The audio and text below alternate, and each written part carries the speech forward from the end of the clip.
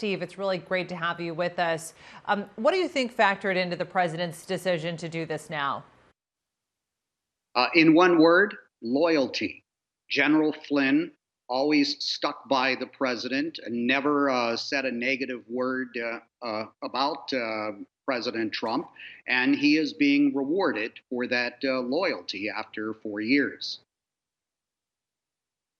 And how do people within Trump's own party feel about this pardon?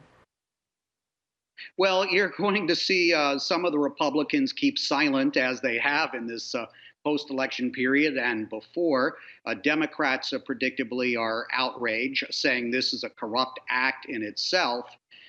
But what we are bracing for are many more pardons by President Trump before he leaves office on January 20th.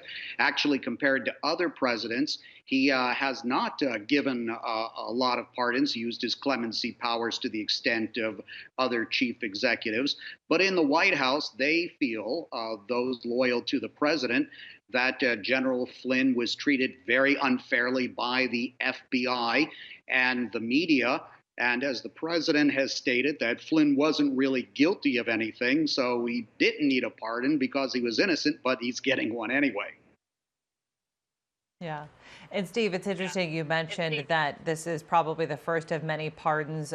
You could see how the president might be reluctant to do this prior to the November election, but here we are. And of course, this is a lame duck presidency at this point. Who do we think is next? Well, there is a long list of people who have been loyal to the president, some of them very obscure figures. I would hazard to guess who will be next, but I would not be surprised if there are a dozen or so of these sort of pardons before Joe Biden is inaugurated as president. Right. And Steve, just kind of taking stock of the political climate we're in right now, we heard from Rudy Giuliani, the Trump campaign lawyer, earlier saying that they're going to continue to challenge the election outcome in Pennsylvania. And then you had Joe Biden, the president-elect, trying to send a unifying message to Americans this Thanksgiving. How would you describe sort of the political ambiguity that we're in right now in terms of the leadership in this country? Well, I don't think it's ambiguous at all. We don't have two presidents of the United States at the same time. Donald Trump is still president, and he is not conceding, although, as you know, he has allowed the transition process to go ahead.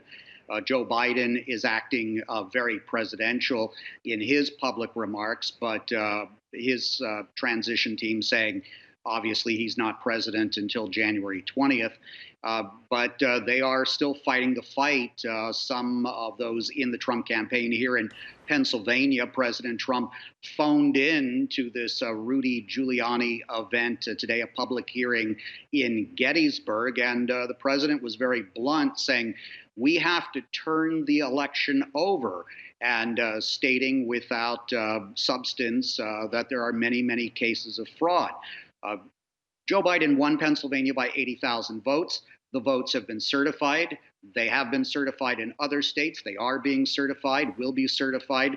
The electors will meet for the formal process of choosing Joe Biden as president. And so we have this bit of an alternative reality that may continue up to Inauguration Day. Stephen Herman, we really appreciate you being with us, and a happy Thanksgiving to you and your family. Stay safe.